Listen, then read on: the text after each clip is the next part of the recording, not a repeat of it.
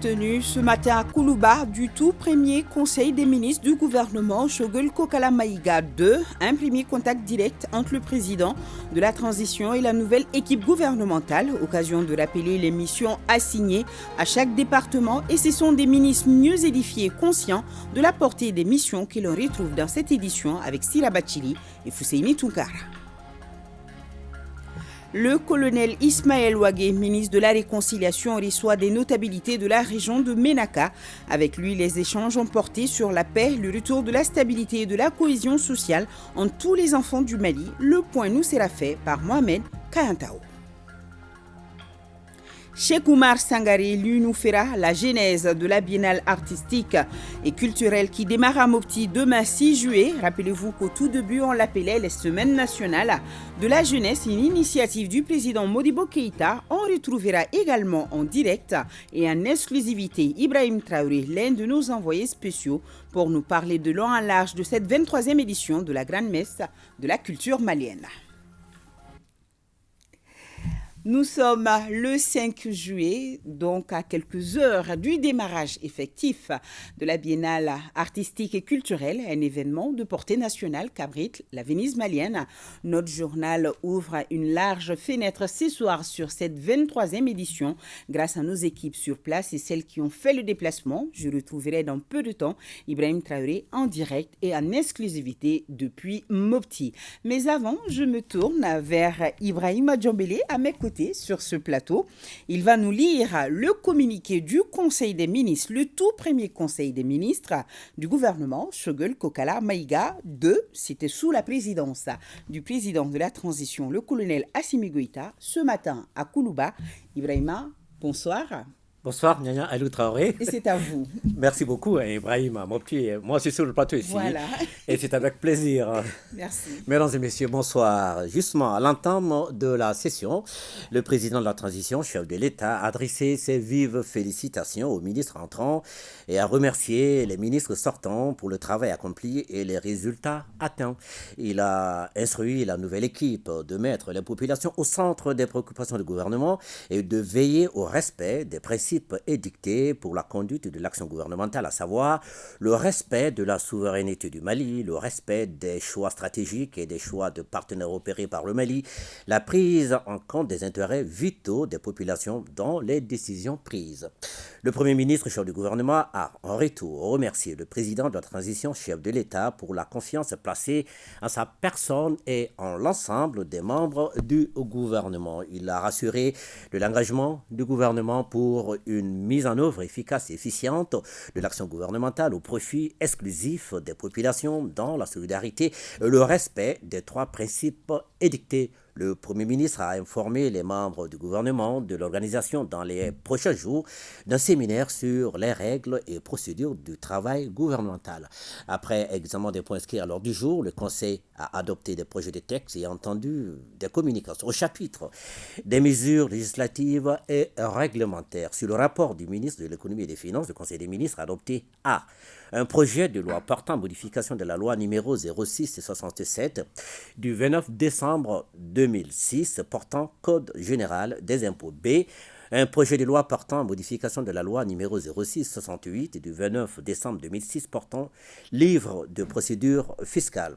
Dans le souci de mettre en place un cadre fiscal communautaire harmonisé et favorable aux politiques économiques et sectorielles, le Conseil des ministres de l'Union économique et monétaire ouest-africaine a adopté la directive numéro 01-2020 CM-UMOA du 26 juin 2020. Cette directive vise à harmoniser le régime fiscal des pertes sur les créances douteuses ou litigieuses non recouvrées des établissements de crédit ayant leur siège social dans l'un des États membres de l'Union. Les modifications proposées visent à mettre en conformité les dispositions du Code général des impôts et du livre de procédure fiscale avec les normes communautaires. Leur adoption permettra entre autres de soutenir l'économie nationale à travers le transfert des pertes sur les créances douteuses et litigieuses non recouvrées au terme du 5e exercice comptable à compter de leur inscription en créances douteuses dans les livres des établissements de crédit, l'actualisation des tarifs de certains impôts perçus au profit du budget national au titre de la rémunération des services rendus par l'administration en charge de la conservation foncière et au titre des émoluments des conservateurs et greffiers, la lutte contre la fraude et l'évasion fiscale et l'amélioration de la transparence par la mise en place de certaines normes, notamment celles qui exigent la transparence en ce qui concerne l'identification des bénéficiaires effectifs des entités et des constructions juridiques. Sur le rapport du ministre de l'Urbanisme, de l'Habitat, des Domaines, de l'Aménagement du territoire et de la population, le Conseil des ministres a adopté un projet de décret autorisant et déclarant d'utilité publique les travaux de construction de 5 nouveaux postes, 20 km de lignes de transport haute tension, de réhabilitation, de rénovation, de renforcement et d'extension de 61 688 mètres de lignes moyenne tension, 147 537 mètres de lignes basse tension sur le réseau de distribution des DMSA dans la ville de Bamako et environ. Dans le cadre du renforcement des capacités de transformation et de transport d'énergie de la société Énergie du Mali, le gouvernement a initié le projet d'amélioration des secteurs de l'électricité au Mali. La mise en œuvre de ce projet porte sur la réalisation des travaux de construction de nouveaux postes, des lignes de haute tension, la réhabilitation, la rénovation et le renforcement des installations électriques existantes de transport et de distribution d'électricité. La réalisation de ces travaux empiète sur des propriétés privées et des réalisations à caractère immobilier situées sur l'emprise des travaux qu'il convient d'exproprier pour cause d'utilité publique. La mise en œuvre du projet permettra d'améliorer la performance opérationnelle du service public et d'élargir l'accès à l'électricité dans le district de Bamako et environ. Et voilà, Nyanya Alou Travé, ce sera tout pour ce soir. Merci beaucoup Ibrahima. Écoutez, suivez avec moi les grandes lignes qui se dégagent du message du président de la transition, chef de l'État, le colonel Assimi Goïta, à l'occasion de la tenue ce matin de ce tout premier conseil des ministres du gouvernement Choguel Kokala Maïga II. Le colonel Assimi Goïta de rappeler les missions assignées à chaque département. Il a donné des orientations pour la bonne marche du pays et l'urgence à exécuter les tâches avec des résultats concrets, le tout mis dans le contexte des 3 principes qui régissent désormais le Mali. Le Mali croit à ses soubresauts dans la nouvelle constitution, mais sa concrétisation est du ressort des Maliens, surtout des dirigeants. Conviction du colonel Assimi Goïta qui insiste sur la prise en compte des préoccupations du peuple. Pour lui, le peuple est le centre de gravité de la transition. Sierra Bachili.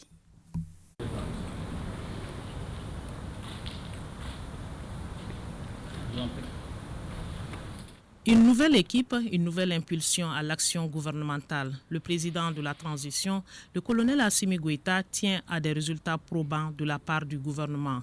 Pour ce premier conseil des ministres, le colonel Assimi Goïta clarifie ses ambitions pour le Mali, celle de faire face aux préoccupations du peuple. Une communication présidentielle qui rappelle également les missions assignées au gouvernement Choguel II. La marche du Mali amorcée ne doit pas s'arrêter, elle doit se mettre au rythme des urgences. Le président de la transition a tenu à féliciter les nouveaux entrants, à leur rappeler que leur nomination a suscité beaucoup d'espoir au sein de la population et que nous avons besoin d'une accélération du processus de prise en charge des préoccupations quotidiennes des populations. Il a rappelé que le centre de gravité du pouvoir de la transition, c'est le peuple. Que régulièrement, lui-même, il fait le point sur le travail, il regarde les préoccupations des populations et que les gouvernements doivent avoir ça en tête à tout moment. Il faut que le gouvernement soit exclusivement dédié au service de la population malienne. C'est pour cela qu'il scrute régulièrement qu'est-ce qui se passe, qu'est-ce que le peuple attend. Et naturellement, c'est en fonction des moyens de l'État malien. Les États fonctionnent désormais sur la géopolitique ou l'analyse des relations internationales et la géostratégie. Le Mali est dans la même logique avec la diversification du partenariat pour l'intérêt supérieur de la nation. Au ministre, le président de la transition a donné des orientations en lien avec les 3 principes de gouvernance prônés au Mali. La nouvelle constitution, en attente de validation par la Cour constitutionnelle, ouvre la voie au nouveau Mali tant souhaité, mais il se concrétise par des actions et l'engagement de ceux qui dirigent. Il nous a fait un tour d'horizon de la situation géopolitique internationale, en nous rappelant qu'il faut rester chevillé aux 3 principes qui doivent guider désormais l'action publique. L'affirmation de la souveraineté du peuple malien, son libre choix de ses partenaires et les intérêts au quotidien du peuple malien. Ce sont ces 3 éléments qui doivent guider toute action d'un ministre. Quels sont les grands chantiers auxquels vous allez vous attaquer dès à présent? Vous savez, d'abord, nous venons de voter. Il y a les résultats provisoires du référendum constitutionnel. En attendant les résultats définitifs de la Cour constitutionnelle, nous sommes déjà décidés, orientés à concrétiser tout ce que cette Constitution a prévu qui relève des autorités de la transition.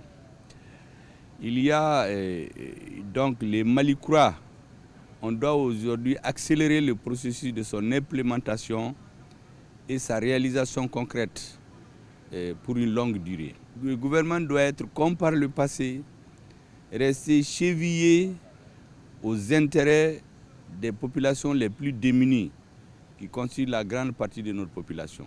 Les réformes entamées vont se poursuivre concernant plusieurs secteurs: défense, sécurité, éducation, santé et agriculture.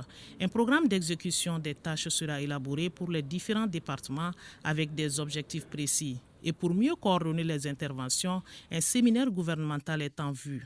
J'ai indiqué aussi que dans les jours à venir, le Premier ministre va organiser un séminaire gouvernemental afin de mettre tout le monde au même diapason, qu'on ait la même vision dans le travail, la façon de faire, parce que chaque équipe imprime sa marque à la marche de l'État.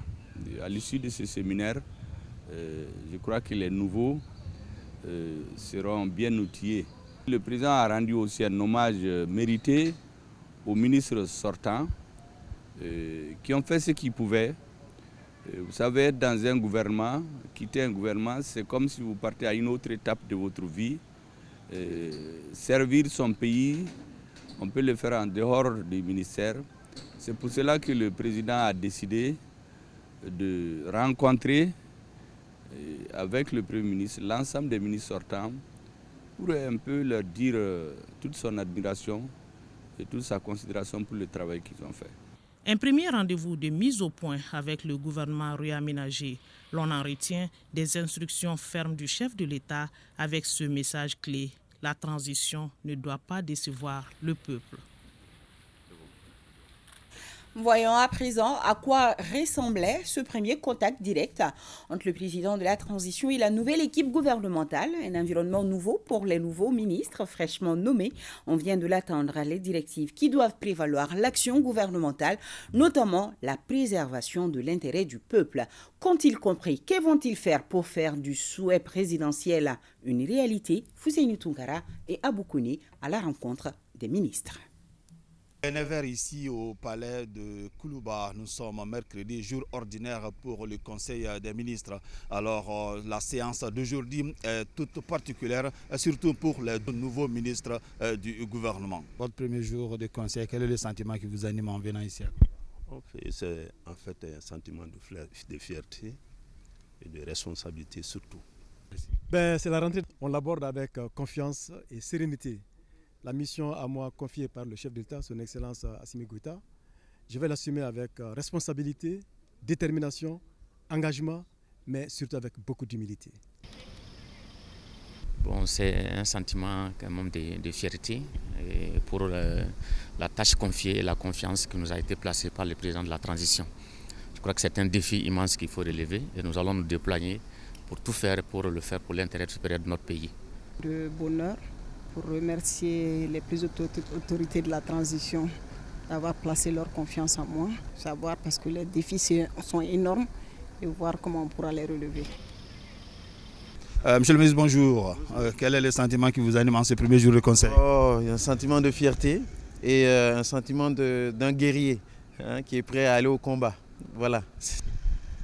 C'est un sentiment de satisfaction et de remerciement à son Excellence le colonel Assimi Goïta, président de la transition, chef de l'État, qui a bien voulu placer sa confiance en ma mauvaise personne pour gérer un secteur qui est extrêmement important pour notre pays aujourd'hui. Il s'agit de ça. Nous essaierons de faire de notre mieux pour satisfaire nos populations, vraiment en ce qui concerne ces secteurs-là. Un sentiment de joie et sentiment de reconnaissance aussi, action du chef de l'État, le président de la transition, chef de l'État, colonel Assimi Goïta. Un sentiment d'honneur et partant de là, je voudrais remercier les plus hautes autorités de ce pays pour la confiance placée à ma modeste personne pour diriger les départements de la promotion de la femme, de l'enfant et de la famille. Dans la salle du Conseil, au-delà des autres aspects de la séance qui seront objet d'un communiqué, le président de la transition est revenu sur les directives qui guident désormais l'action gouvernementale. Réconfortés et mieux édifiés, les nouveaux ministres sont conscients de la portée des missions à eux assignées. Déjà, ils savent à quoi s'atteler au niveau de leurs départements respectifs. Le président a rappelé effectivement les 3 principes pour dire qu'il faut toujours tenir compte de l'intérêt du pays dans tout ce que nous faisons comme action au sein du gouvernement. Les priorités, c'est l'apaisement du climat social qui passe par un certain nombre d'actions, le pacte de stabilité, le Conseil national du dialogue social et toutes les autres actions qui peuvent apaiser le climat social.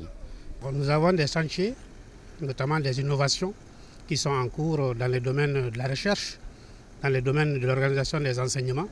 Nous allons nous y atteler, nous allons travailler à faire en sorte que l'atmosphère sociale soit apaisée dans notre secteur, voilà, pour nous permettre véritablement d'aller à l'essentiel.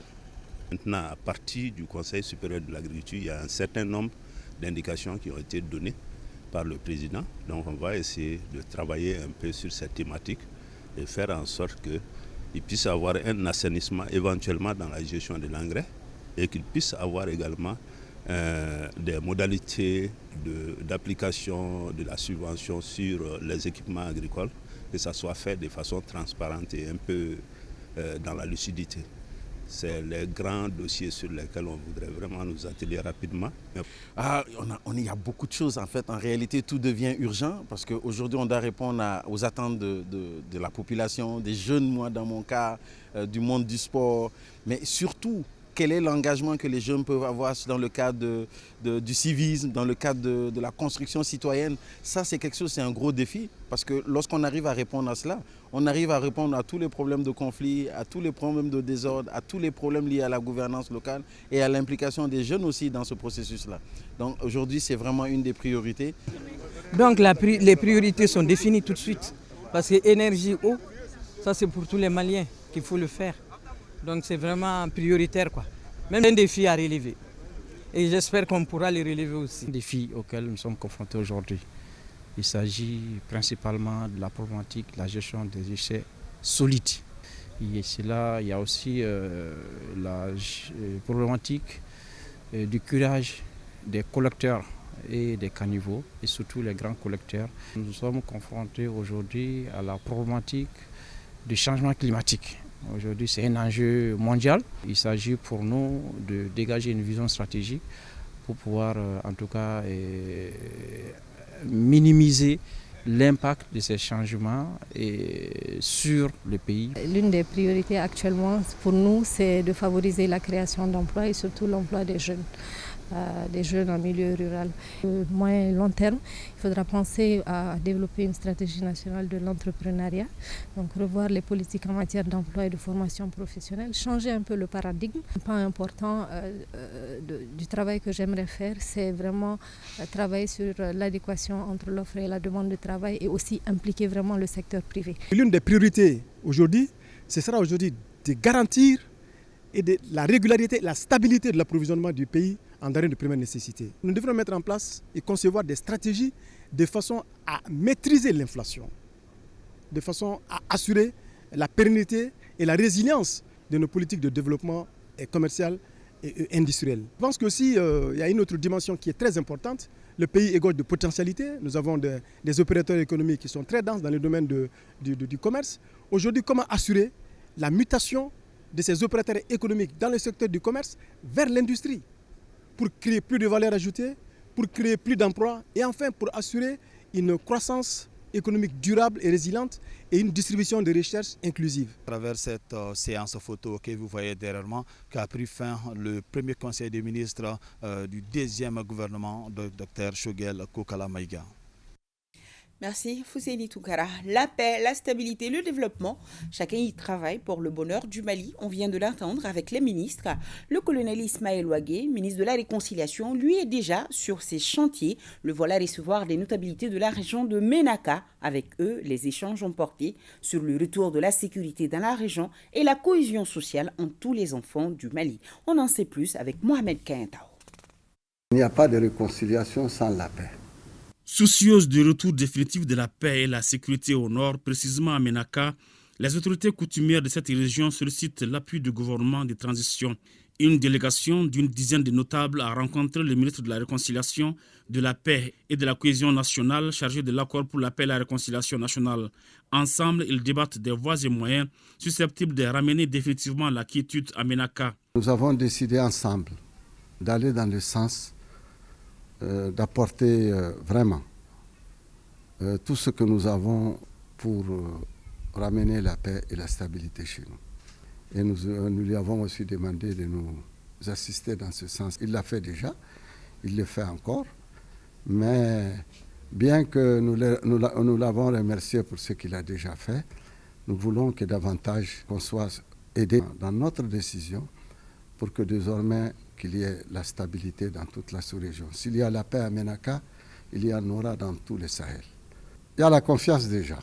Et nous appelons tous les notables de Ménaka et tous ceux qui ont une part de responsabilité pour les populations, d'aller dans le sens de ramener l'unité et la paix pour notre beau pays. Les personnalités reçues par le premier responsable du département en charge de la réconciliation ont déclaré être attachés à la République du Mali et que la situation sécuritaire à Ménaka préoccupe plus d'un. C'était vraiment une rencontre constructive. Notre objectif en réalité, c'est de signifier au ministre de la Réconciliation en charge de la mise en œuvre de l'accord d'Alger notre disponibilité à l'accompagner, non seulement dans le cadre de la mise en œuvre de l'accord, mais aussi dans le cadre de la réconciliation, mais aussi signifier la disponibilité des responsables de la légitimité traditionnelle de la région de Ménaka à accompagner la transition dans toutes ces activités au niveau de la région. Les hôtes du jour se disent comblés des propos du colonel-major Ismaël Ouagué, propos qui, selon eux, sont de nature à coudre le tissu social et promouvoir le vivre ensemble. Toujours dans la même dynamique, le gouverneur de la région de Badjangara, Sidi Mohamed El Béchir, en visite à Ogosagou, Peul et Ambassagou, commune de Dimbal.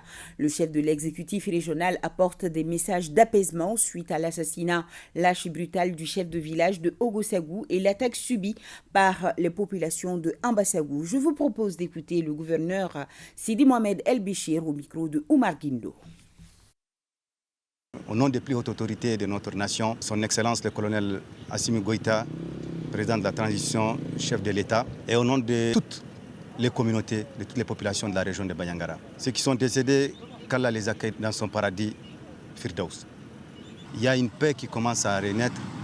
Les populations ont commencé à se retrouver, à se fréquenter, à fréquenter les foires hebdomadaires. Il y a des individus qui veulent anéantir les efforts. Il y a des individus qui se plaisent que dans le désordre, la paix n'arrange pas ceux qui sont dans le crime organisé. Donc je lance un vibrant appel à nos administrés de toutes les communautés de se ressaisir et de barrer la route à ceux qui veulent nous faire revivre les tensions, les conflits qu'on a connus. Ces actions, ceux qui sont derrière, ceux qui sont en train de nous manipuler, ils seront pourchassés et traduits devant les juridictions. Et la loi sera dite, Inch'Allah. L'impunité n'a plus le droit de prospérer. Les forces de défense et de sécurité ont déjà posé des actes encourageants. Nous sommes fiers d'eux et le travail va continuer.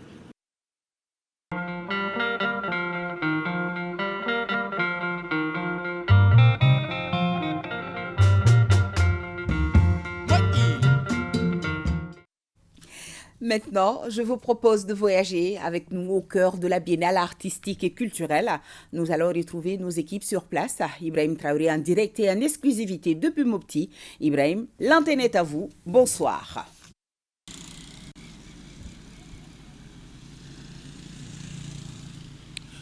Oui, bonsoir Nyanya Alou Traoré, mesdames, messieurs, bonsoir, bienvenue dans la Venise malienne, vous l'avez dit, qui accueille la Biennale artistique et culturelle édition 2023. Ce rendez-vous va rassembler le Mali dans toute sa diversité ici, à travers la jeunesse. C'est autour du thème « Le Mali, une histoire commune, une seule nation, un même destin ». L'événement sera présidé par le chef de l'État, colonel Assimi Goïta.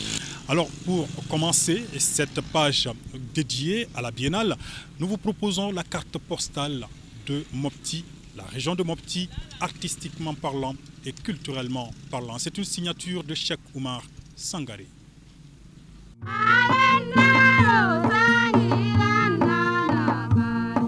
Majestueusement étalée au centre du Mali comme un trait d'union entre le nord et le sud, la région de Mopti est habitée par une mosaïque de communautés faisant d'elle un symbole fort du vivre ensemble. Le mot Mopti provient d'abord de Moti qui signifie rassembler. Ensuite, Mopti est un mot du Fulfulde et enfin, la ville fut fondée par les Bozo, maîtres de l'eau au XIIe siècle. Il y avait plusieurs petits îlots dans un grand système marécageux. Il y en a qui disent que c'était 3 îlots principaux et donc étaient reliés par des systèmes de remblaiement. On a fait des remblais pour construire la ville de Mopti. Elle est entourée d'eau entièrement. C'est pourquoi on l'appelle en référence à la ville historique de Venise en Italie. Justement, Mopti est le point de confluence du fleuve Niger et son affluent, le Bani. Ici, le fleuve est un patrimoine naturel au cœur des activités socio-économiques avec la pêche comme activité phare.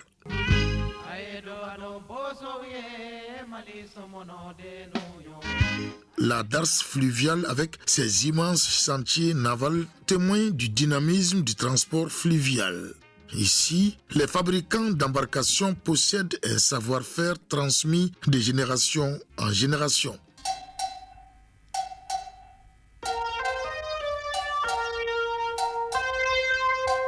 Au-delà de la ville de Mopti, le fleuve est d'un grand apport socio-culturel dans la transhumance. Cela s'appelle les Yaral à Tchafarabé et les Dégal à Djaloubé, la spectaculaire traversée du fleuve par les animaux.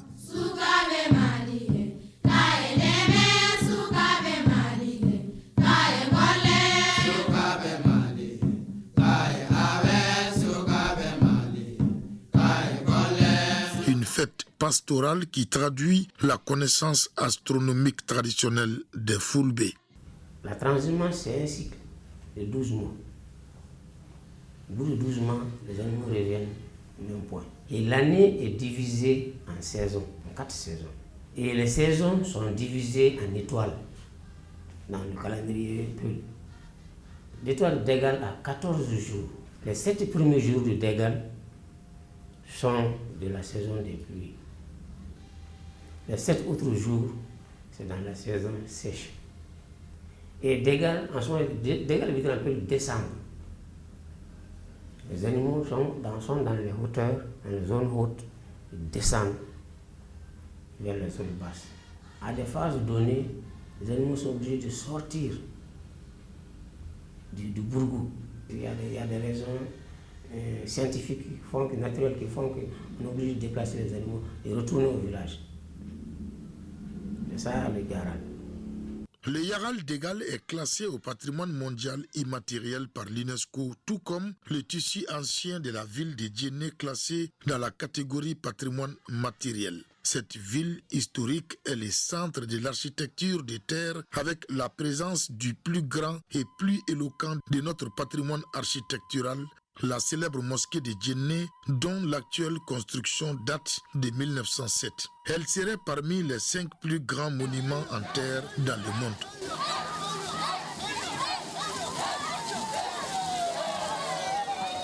Ce bâtiment-là, la mosquée, a été réalisé vers le XIVe siècle avec le roi Koikomoro qui a donné son palais après sa conversion à l'islam. On dit qu'il y a 4444 marabouts érudits qui ont assisté à cette conversion. Et c'est dire que Djenné, en plus Tombouctou, sont aujourd'hui les 2 pôles, non seulement économiques, mais aussi du savoir. Évidemment, en plus de cet impressionnant ouvrage, les célèbres maçons de Djenné, regroupés en association Baréton, ont à leur actif plusieurs autres grandes réalisations à travers le pays et par-delà la sous-région. Le palais Agiboutal de Badiangara en est une parfaite illustration.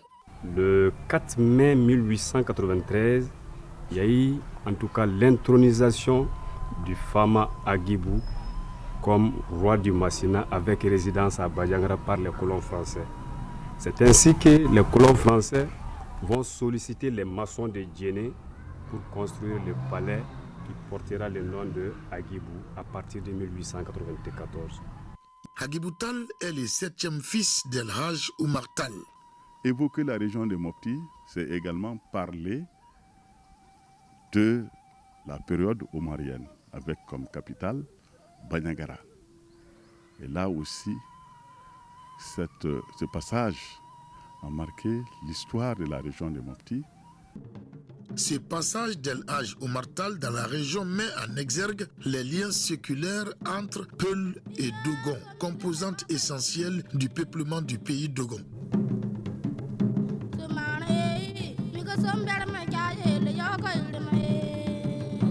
La falaise de Badiangara est un autre patrimoine mondial du Mali que la zone abrite. Ici, tout est authentique. Architecture, accoutrement, danse et masque ou encore l'opéra appelé le Koroba. Le pays d'Ogon n'est pas seulement riche par cette culture que nous voyons, mais elle est aussi riche par ces sites archéologiques, parce que je vous apprends que nous avons aujourd'hui au Mali la plus vieille céramique au monde. Qui parle de céramique, parle de culture. Qui parle de céramique, parle de notre passé riche. Donc la plus vieille céramique au monde date d'au moins du 10e millénaire, imaginez-vous, avant Jésus-Christ. La région de Mopti est une zone charnière entre le nord et le sud. D'autres se plaisent à l'appeler zone tampon. C'est essentiellement composé de 2 entités géographiques. Vous avez le delta intérieur du Niger, qui est une zone inondée, et vous avez aussi la zone des plateaux, donc le plateau et le Sénon. De par sa géographie, sa population et ses expressions culturelles, la région de Mopti possède une charmante carte postale.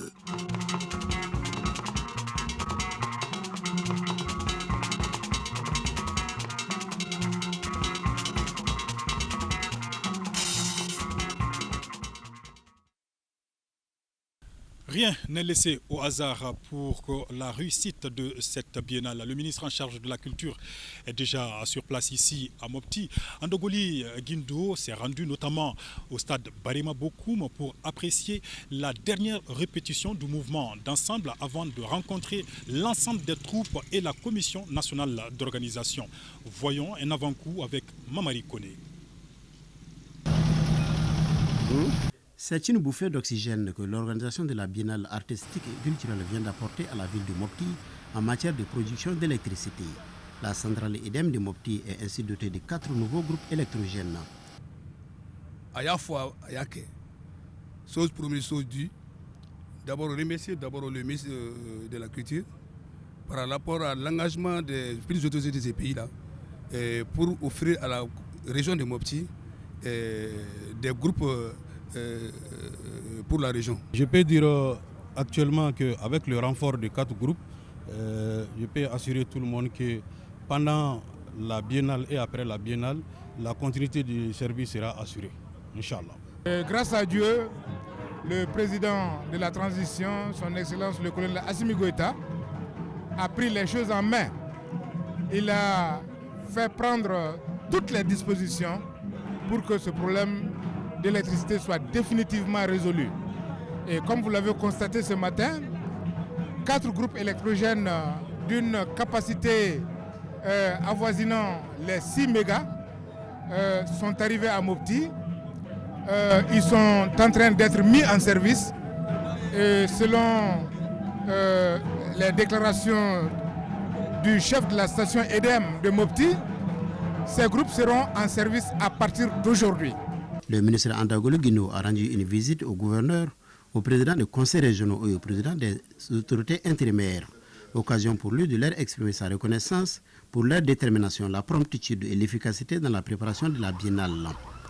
Cap ensuite sur le groupe scolaire Robert Cissé à Mopti, où sont hébergées les délégations de Gao, Kita et Sam. Il a échangé quelques mots avec les chefs des délégations avant de suivre quelques prestations.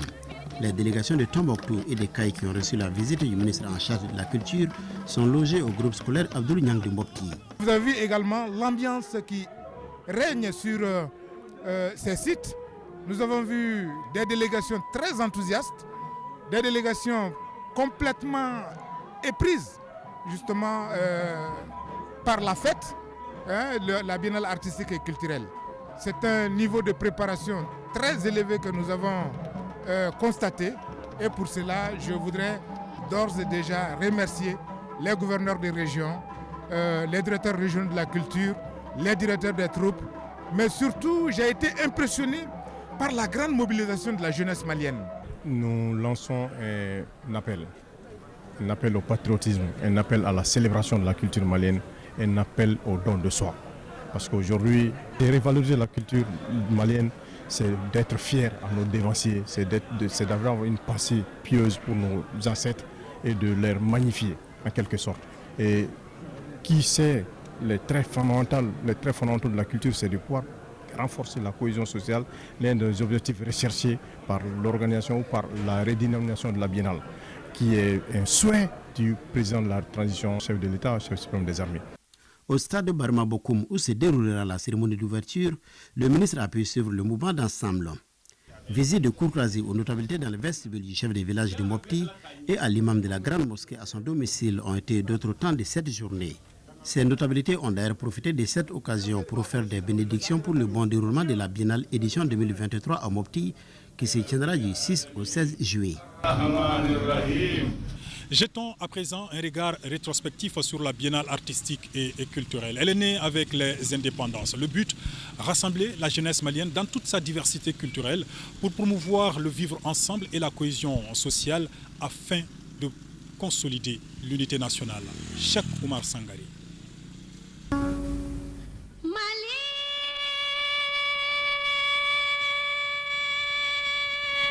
Moi, je pense qu'il faut relancer les biennales. J'en suis convaincu. Moi, je suis un fruit des biennales. Je ne suis passé dans aucune école des arts et je ne suis pas le seul. Nous sommes nombreux aujourd'hui en République du Mali.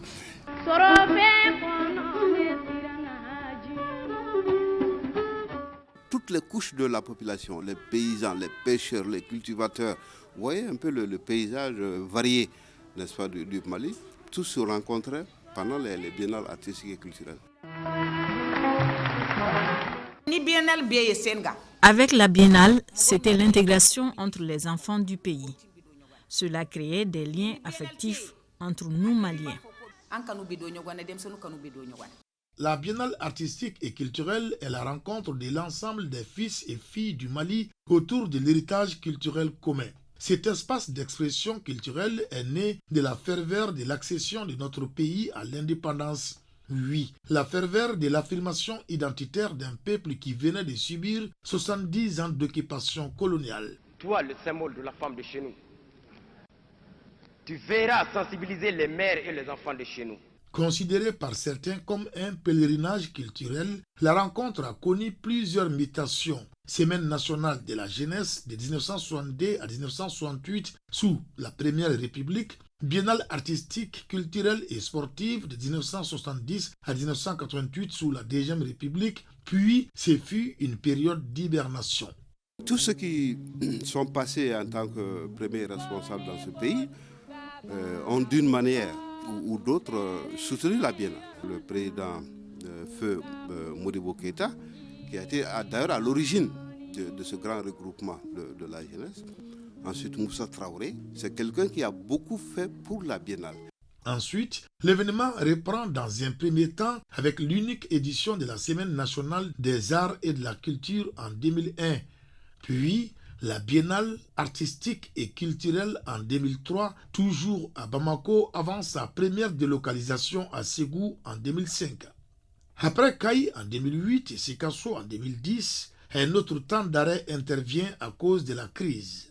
La Biennale artistique et culturelle est un cadre de saine émulation où chaque région expose son savoir et son savoir-faire dans plusieurs disciplines artistiques.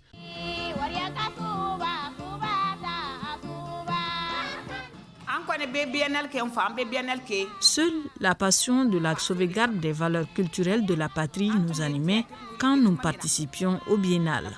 C'est l'interpénétration, c'est la compréhension mutuelle, c'est la solidification de l'unité nationale. C'est l'État qui prend entièrement en charge le financement de la Biennale. Il faut compter dans l'ordre de 300 millions, ce que j'en sais en tout cas. Face à l'engouement populaire autour de la Biennale, le ministère en charge de la culture a organisé une édition spéciale en 2017 à Bamako. Puis, le pays amorce sa sortie de crise en misant sur sa souveraineté complète. C'est ainsi que lors du Conseil des ministres du 15 mars 2023, le gouvernement de la transition annonce l'événement à Mopti qui l'attend depuis 2010. Le président de la transition, son Excellence le colonel Assimi Goïta, a décidé de reprendre cet événement culturel majeur de notre pays parce que c'est un moment privilégié pour le rassemblement de notre peuple à travers sa jeunesse. Et le thème de cette année, le Mali, une histoire commune, une seule nation, un même destin.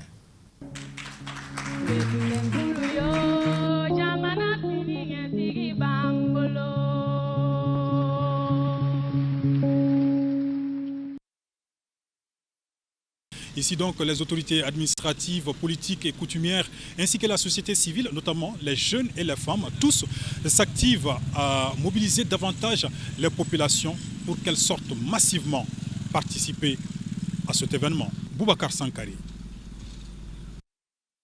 Capitale régionale artistique et culturelle du Mali, la Venise malienne vibre aux couleurs de la 23e édition de la Biennale artistique et culturelle.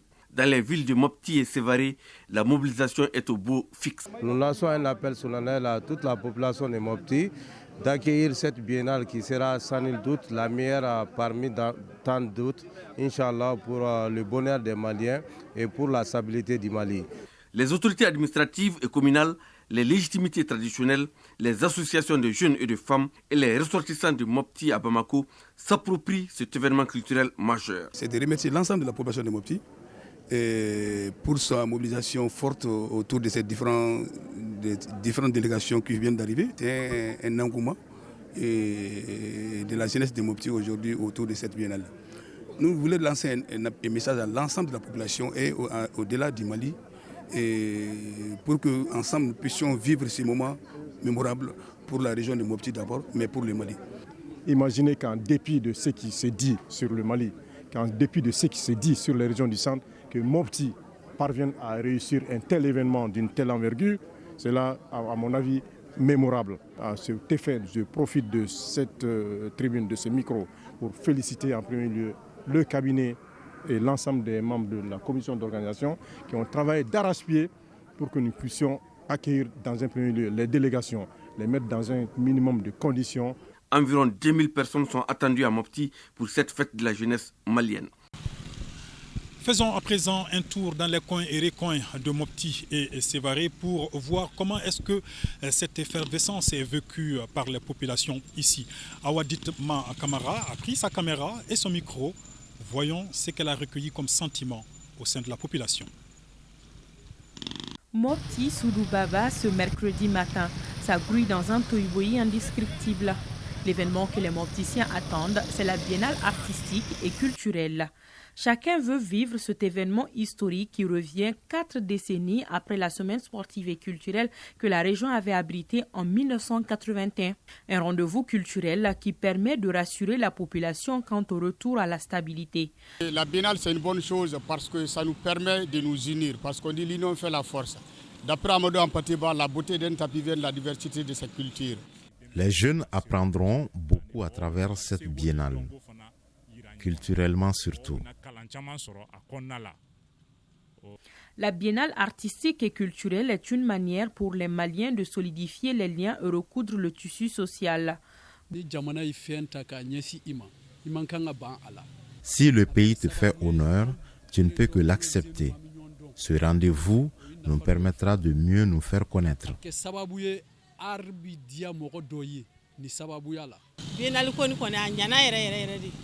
La biennale est une bonne initiative. Nous l'attendons impatiemment. Nous allons mieux consolider nos liens. Tous les secteurs bougent dans la ville, à l'image de ce conducteur de moto-taxi qui se frotte bien les mains. En tout cas, j'en profite. De 100 francs CFA, je me retrouve à 150 francs CFA par passager.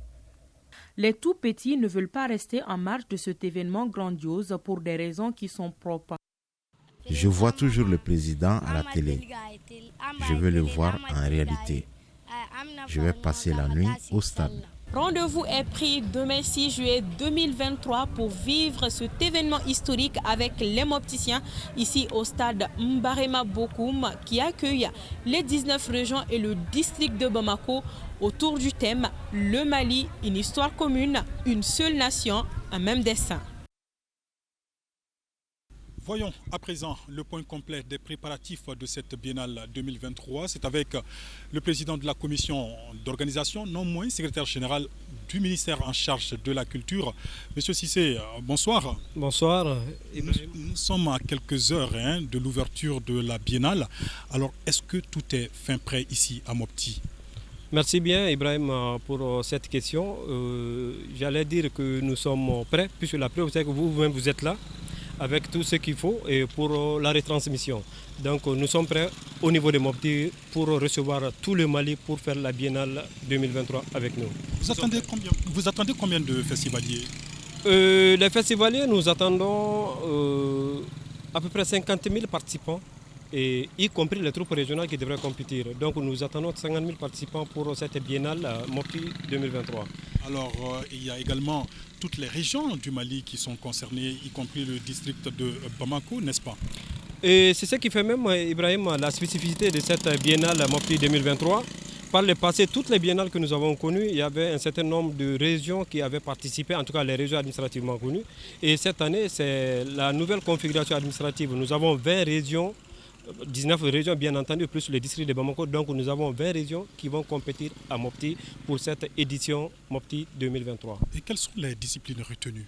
Les disciplines retenues, nous en avons 7, et parmi lesquelles nous pouvons citer le solo de chant, le chœur, nous pouvons citer le théâtre et l'ensemble instrumental traditionnel, entre autres. Où est-ce que ça va se passer essentiellement, cette biennale ici à Mopti? La biennale se passera essentiellement en 2 endroits, sinon 3. Et le premier endroit, bien entendu, c'est à l'ouverture au stade de Barema Bokoum, où nous avons 15 000 places certainement qui seront pleines. Et nous avons les soirées et les soirées de compétition qui vont se passer dans la Soribamba et aussi au niveau de l'Alliance franco-malienne. Donc voilà les 3 sites retenus pour abriter cette biennale Mopti 2023. Un message particulier à l'endroit de tous ceux qui nous suivent en ce moment, particulièrement à Mopti? Et si j'ai vraiment un message à lancer, ce n'est pas seulement à Mopti, c'est à l'ensemble des Maliens. Et à tous les Maliens, où qu'ils soient, les Maliens de l'intérieur comme de l'extérieur, et particulièrement ceux du centre. Et aujourd'hui, Mopti est en train de vivre cet événement majeur. Mopti est en train de connaître une histoire et l'histoire est en train d'écrire une nouvelle page de son histoire. Il s'agit d'organiser cette biennale en ces temps de crise. Et il est important que tous les fils et toutes les filles de la région, du centre, j'allais dire, du Mali, puissent soutenir cette activité en se rendant à Mopti pour fêter avec les Mopticiens. Mopti a été une ville entre guillemets meurtrie depuis un certain nombre de temps et aujourd'hui aussi le gouvernement, et c'est d'ailleurs le lieu de remercier le président de la transition, son excellence le colonel Assimi Goïta, si le gouvernement à travers le président de la transition a décidé d'organiser cette biennale à Mopti, nous allons dire chapeau au président de la transition. Cela voudrait dire quoi? Qu'il fait confiance aux Maliens, qu'il fait confiance à Mopti et c'est l'occasion pour les Mopticiens, les Maliens de démontrer que cette confiance est méritée et cette confiance nous allons l'honorer, Inch'Allah. Donc vous savez dire que tous les Maliens sont invités au stade Barima Bokoum le 6 pour fêter avec nous la Biennale Mopti 2023.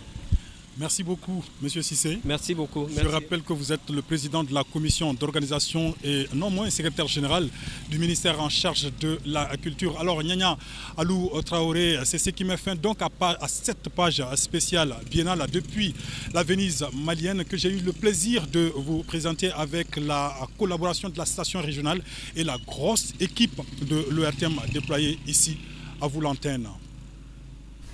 Merci beaucoup Ibrahima. Plus besoin de rappeler que l'ERTM est au cœur de l'événement. Pour la réussite de l'édition 2023, la direction a déployé une grosse équipe de production dont vous venez de voir les prouesses avant demain, date de démarrage. Un mot donc de la logistique ORTM sur place à Mopti, c'est avec nos envoyés spéciaux Ibrahim Kaoukonaté et Issa Konaté. La Biennale artistique et culturelle est l'un des rendez-vous majeurs de notre pays. Pour une meilleure couverture de l'édition 2023 à Mopti, l'ORTM est à pied d'œuvre. C'est la reprise de la Biennale artistique et culturelle. Et ça fait plus de 10 ans que cet événement majeur de notre République n'était pas organisé. C'est un événement qui mobilise l'ORTM depuis déjà un certain moment.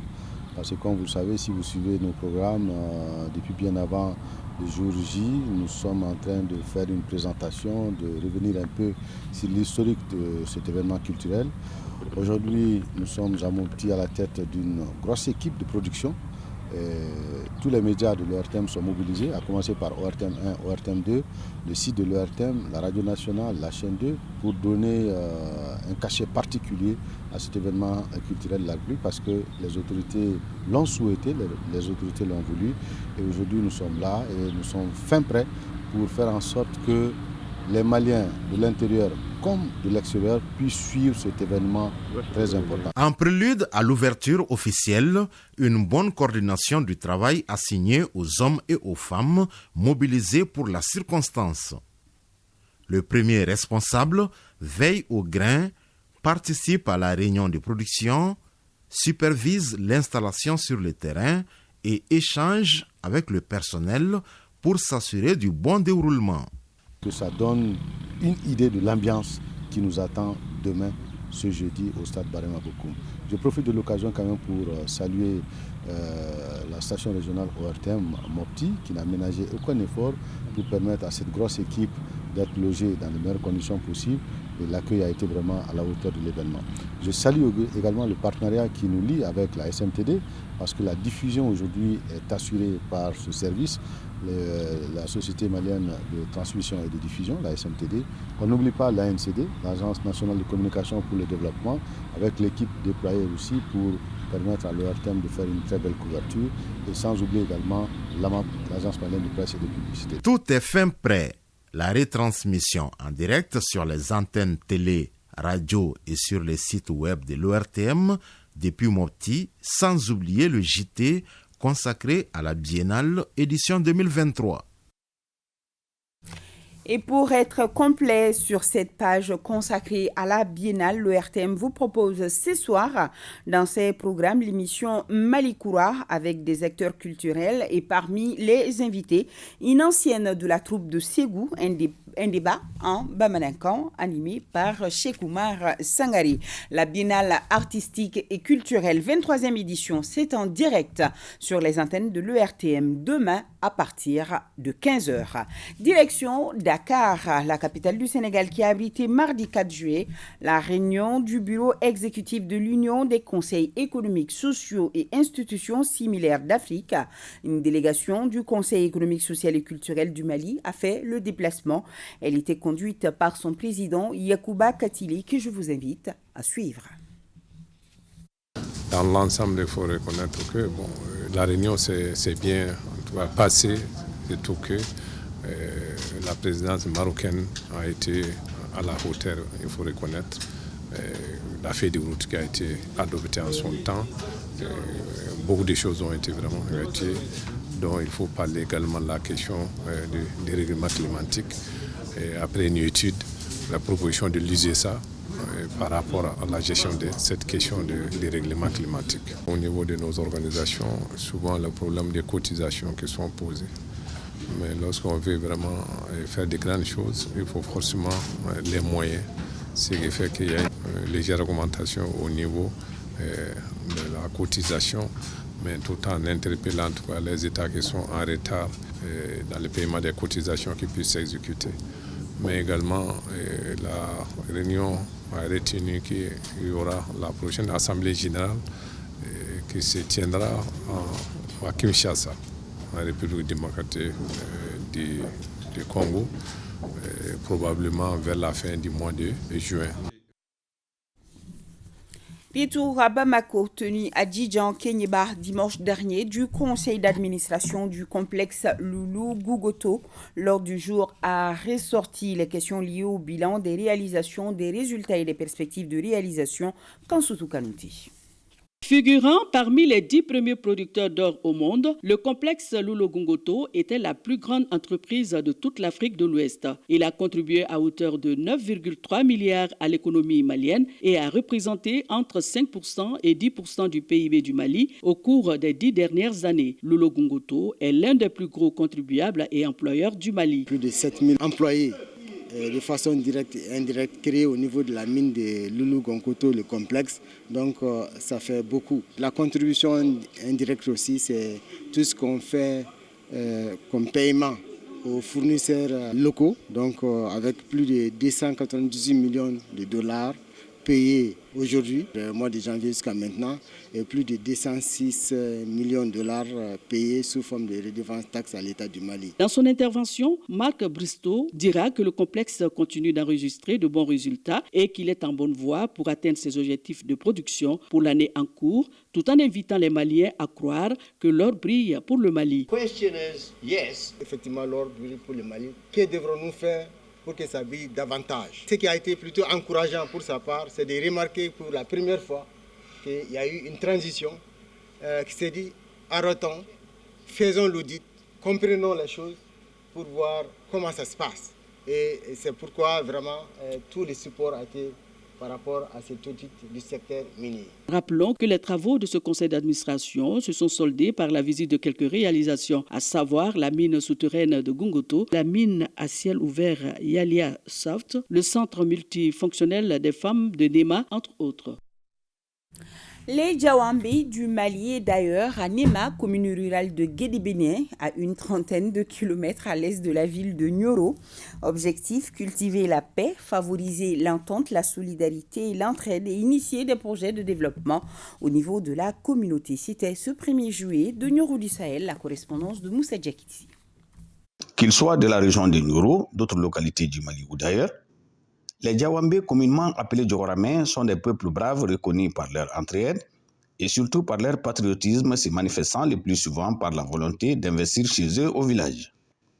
Dans une ambiance de fête, ils se sont tous donné rendez-vous le 1er juillet dernier à Nema, un village Djawambé dans la commune de Guédibéné à une trentaine de kilomètres à l'est de Nioro du Sahel, pour célébrer ensemble la fête de Tabaski, pour communier et pour échanger sur les problèmes brûlants de l'heure. Vu l'importance de la cohésion, nous avons compris qu'en organisant vraiment ce genre de rassemblements, ça nous permet vraiment de se connaître et de connaître nos milieux naturels et vraiment et puis de pouvoir initier beaucoup de choses ensemble. Le souci premier, c'est de faire en sorte que nos enfants puissent connaître chez nous. Et je crois que demain, ça leur facilitera le chemin de retour. Nous avons initié ça il y a déjà 4 ans. Aujourd'hui, on est très heureux puisque les familles maintenant se retrouvent Tu retrouves des amis ici, des cousins, des frères que vous n'avez jamais rencontrés et puis qui ne sont jamais venus ici. Qui fait que les gens viennent du monde entier. Il y en a qui sont venus des États-Unis, la France.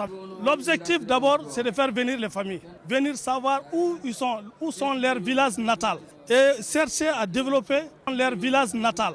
Les participants venus des 9 villages Djawambé et d'autres localités ainsi que leurs alliés ont profité de cette rencontre pour proposer des projets de développement à l'endroit de la jeunesse locale dans le souci de l'épanouissement harmonieux et durable de la communauté.